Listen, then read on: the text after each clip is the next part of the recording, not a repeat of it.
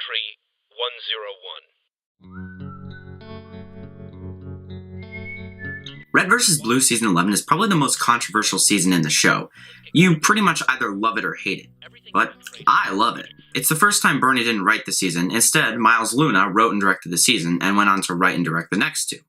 And a lot of people blame him for the way this season turned out, but when you actually think about it, it really isn't his fault. The decision to go back to the days of Blood Gulch was made by Bernie and Matt. Let's get into it. We open with a short recount of the last 10 seasons by Wash, who now has to lead the Reds and Blues, since they've crash-landed in yet another box canyon, with Church and Carolina missing. Right off the bat, I have to mention the music.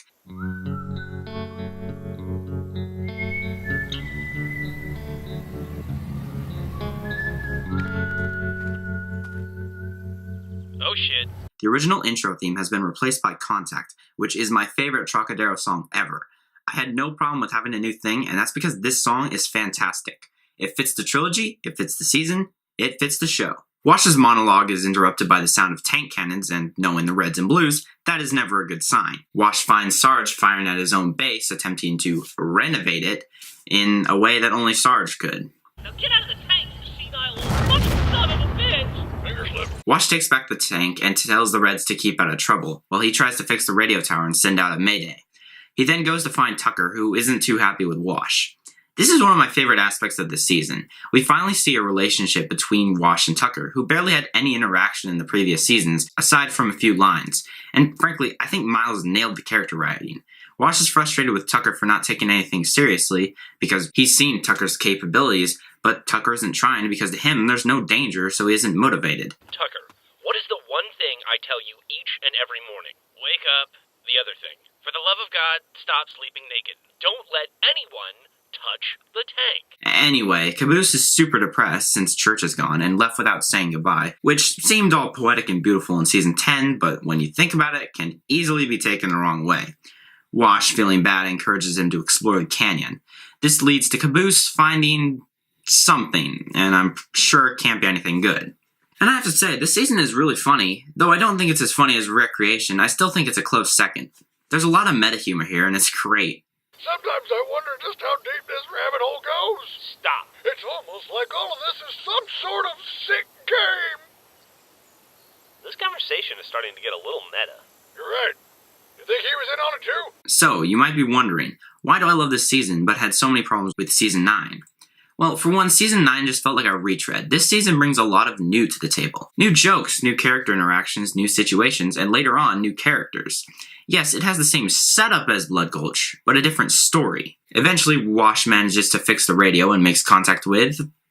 What, like a whitish red? Donut, and lets him know that they need help. Of course, Caboose chooses this time to introduce his new best friend, a mantis, named Freckles. Naturally, everyone is terrified of him, but since Wash doesn't want to hurt Caboose any more than Church already did, he lets Caboose keep it. Great idea. But the tension between Tucker and Wash continues to increase. Eventually, Sarge decides that the Blues can't be trusted and attacks them with Griff while Wash and Tucker continue to argue.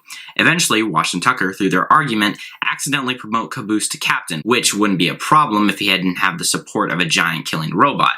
So, Caboose is the leader and unknowingly holds Simmons hostage. Caboose's team leader? Fuck this. God, don't worry, Simmons. As my first duty as leader in the position of the nomination, I say you can be on Blue Team forever! No thanks. I'm good.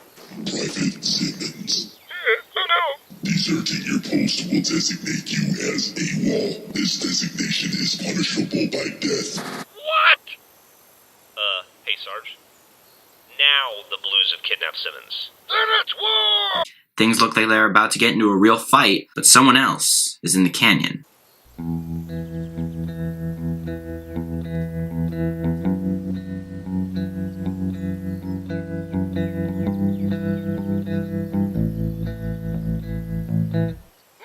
you guys are really noisy. Oh, hey, Donut. The rescue team arrives, but unfortunately it only consists of Doc and Lopez's head, and they sent the ship away. So you're telling me that you heard our distress signal, grabbed Doc, hopped on a ship, and then told the ship to leave? And that's your idea of sending help? Brilliant. Naturally, instead of attacking each other, they beat up Donut. Meanwhile, the pilot of the ship stops for gas and gets shot by presumably the main villain. Just so you're aware, no one's gonna find your ship either. Whoever he is. Back in the canyon, we get some antics as Caboose leads Blue Team, and Red Team tries to function without Simmons. Tucker's trying to fix the radio when Wash tries to make amends, but Tucker doesn't want to hear it. Things look like they're about to escalate again, but Tucker reveals the real reason he's upset. If you just listen to me, you could do this. Well, I don't want to do this. You ever think of that? All I want to do is stand around and talk to my friend, but he's gone now, and all I've got is you. What? It's fucking bullshit. Wash decides to open up to Tucker. But I'm new to all of this. I've never really had to lead anybody before. But when Church and Carolina disappeared, I didn't have a choice. I had to try. I love this scene. So much. With their relationship repaired, Wash still has to deal with Caboose. And somehow, it's even more heartwarming. I'm sorry, Caboose. I'm sorry your best friend left you without saying goodbye. But I should have been there for you, Caboose. Because that's what friends do for each other. Captain Caboose is not your friend. He is your commanding. No, we're all friends here, Freckles. You can be leader again if you want to, Wash. It's not as much fun as it looks. Thank you, Caboose. I wish my team was this emotional. Jesus Christ. Pretty sneaky, Wash. A couple of mushy words, a present, and you're right back up at the top. Nothing sneaky about it. I meant every word. This is Miles at his best. The reunion won't last long, however, as the bad guy from before, who is apparently named Locust, attacks, with a small team of stormtrooper-looking guys. The Reds and Blues get cornered, but some guy in orange stops a bullet with a hardlight shield and drives Locust back, but Locust warns them that he'll be back. With the danger gone, Wash interrogates the orange guy, and we finally find out what the hell's going on with this planet. This is Chorus, a planet on the far reaches of the galaxy, out of the jurisdiction of the UNSC. So, without the proper resources, the planet erupted in a civil war between the Federal Army and the New Republic. There's a lot of exposition here, but basically, this guy's named Felix, and he's a merc hired by the New Republic to help win the war. And when they heard that the Reds and Blues, who are now apparently legends within the galaxy for taking down Freelancer, the rebels want them to help, and Felix is here to get them back safely. Of course, the Reds and Blues aren't exactly keen to fighting a war, but Felix warns them that Locust is coming back with an army. He decides to help the Reds and Blues fend them off in exchange for help in the war. The preparations begin. Some jokes get called back, we learn more about the war, and then Locust attacks. This battle is another one of the best in machinima. It's a simple premise. All the Reds and Blues have to do is hold down the forts as an endless feds invade. But it's executed in such a fun way, with giant robot fights, teleportation cubes, and a Facebook ripoff. Downloading a picture on Facebook is draining our entire power supply? It is a very high-quality picture. Only red versus blue. After Tucker pulls off one of his most badass moves yet, things start to look good, but Donut... Not again. Oh, okay, he's alive. Wash? Not my favorite character. Sarge? Seriously? What the... What? Let's fight Miles. The rebels arrive as backup, giving time for Simmons, Griff, and Caboose to get to safety, but they have to seal the tunnel to keep the feds from following them. Wash wakes up and realizes they're in trouble, and makes his choice. Freckles! Shake! Hey, no! What are you doing?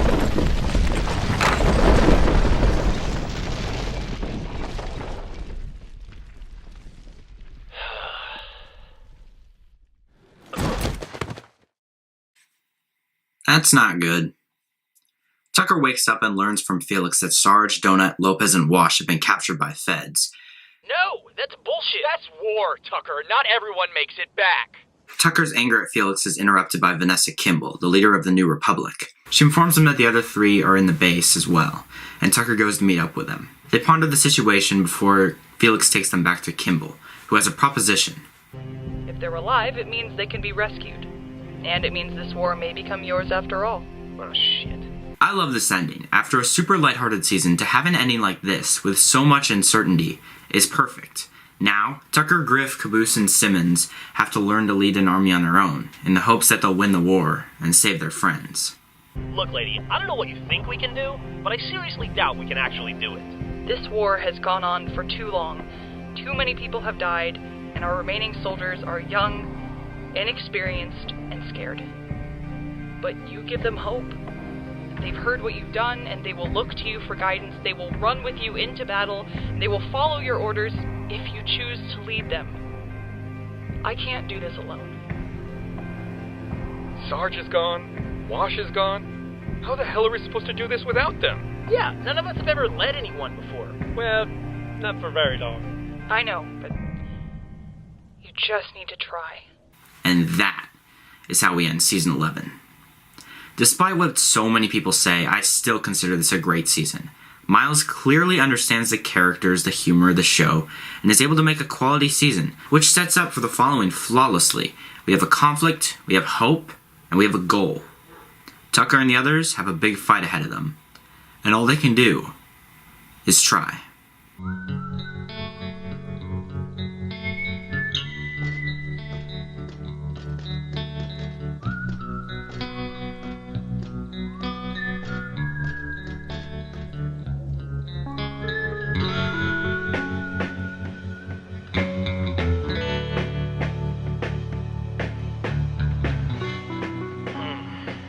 Alright, let's run some drills. Aw, man. And break!